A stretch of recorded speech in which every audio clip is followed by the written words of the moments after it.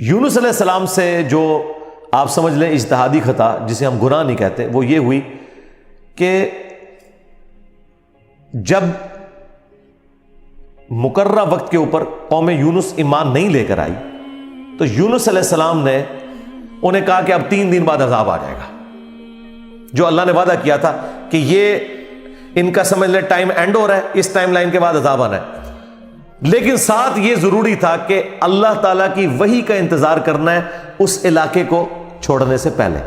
تمام انبیاء جب قوموں کو وحی سناتے ہیں نا تو پھر اللہ تعالیٰ کی وحی کی اجازت کے بعد اس علاقے کو چھوڑتے ہیں۔ نبی اسلام نے بھی ہجرت دیکھیں اینڈ پہ کی ہے، ایویں نہیں، مطلب آپ خود سے نہیں نکلے، اللہ تعالیٰ کی وحی کے ذریعے نکلے۔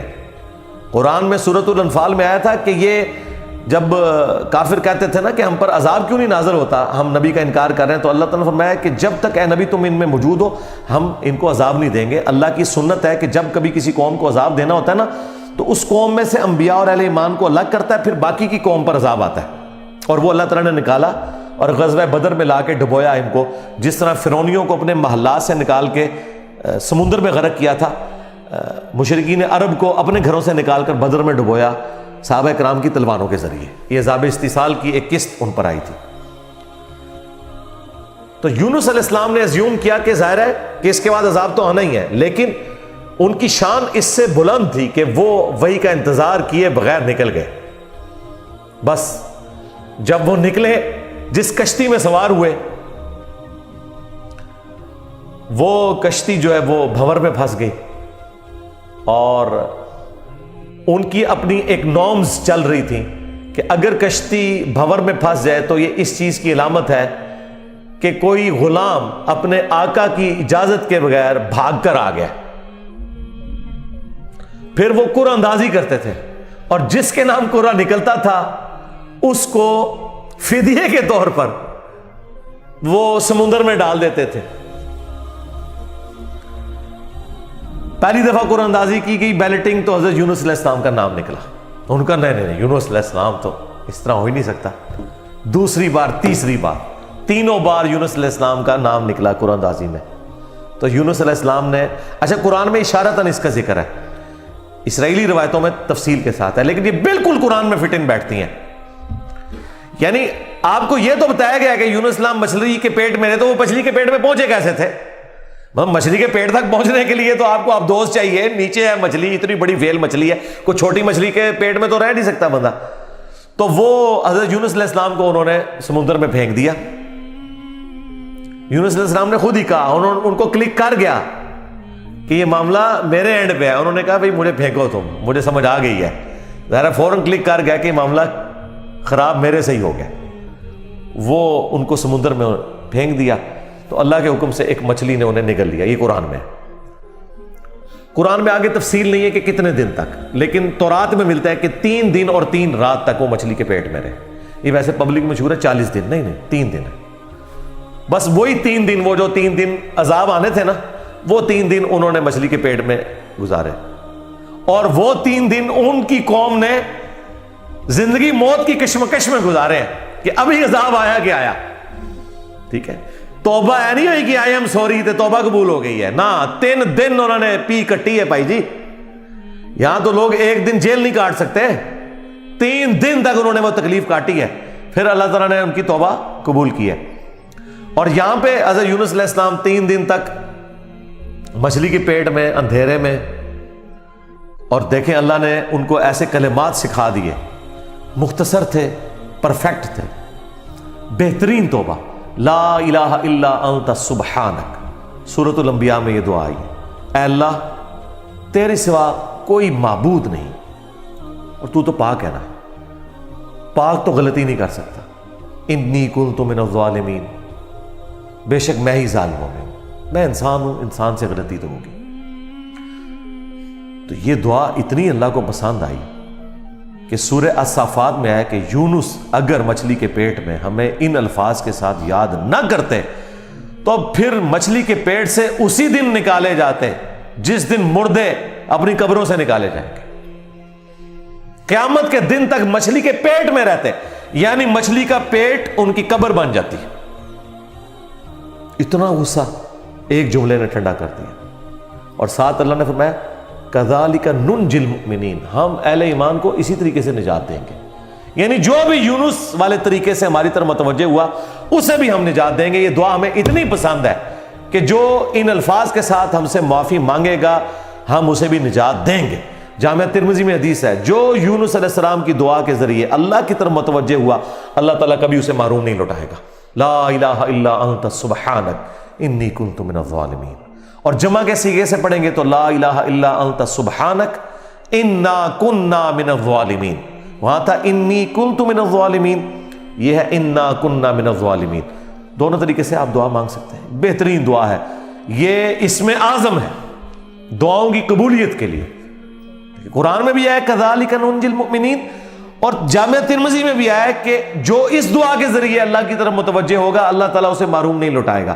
لہذا جو جامعہ ترمذی میں حدیث ہے نا کہ اللہ کی حمد اور دروشی پڑھ کے دعا کرو تو قبول ہوتی ہے، تو وہ اللہ کی حمد میں نا آپ اس کو شامل کریں، لا الہ الا انت سبحانک انی کنت من الظالمین۔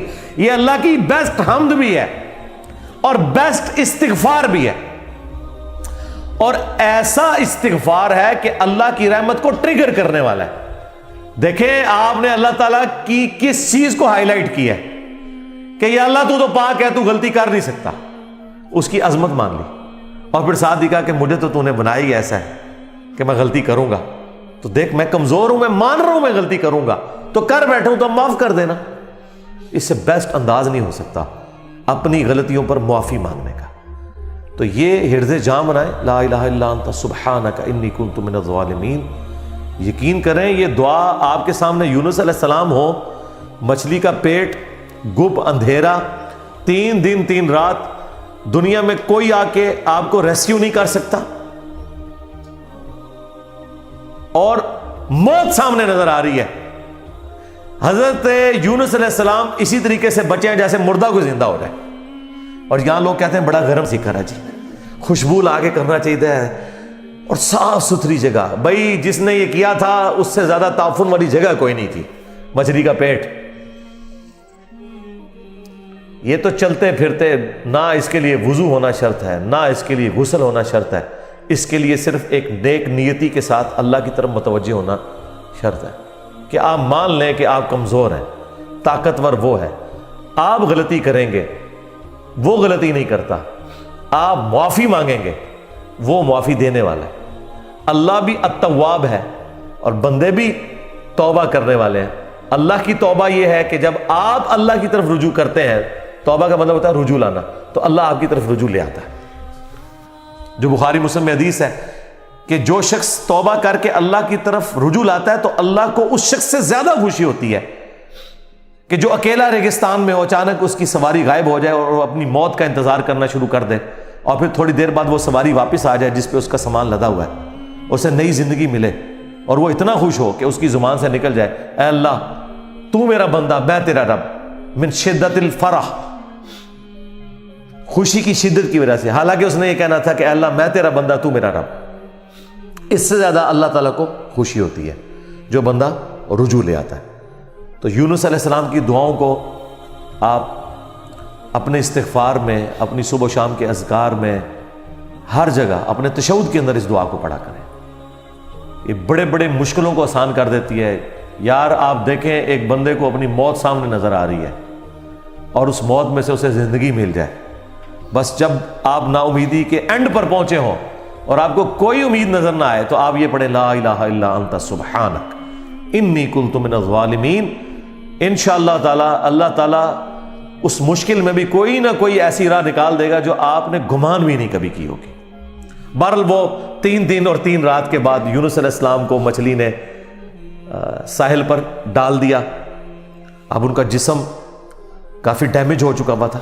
قرآن میں آیا کہ ان کے لیے اللہ تعالیٰ نے کدو کی بیل اگا دی جو ان کے اوپر سایہ کی ہوئی تھی، کیونکہ بالکل لاغر ہوئے تھے وہ، اور پھر دھوپ سے بچاؤ کے لیے وہ بیل بھی ان کو چاہیے تھی۔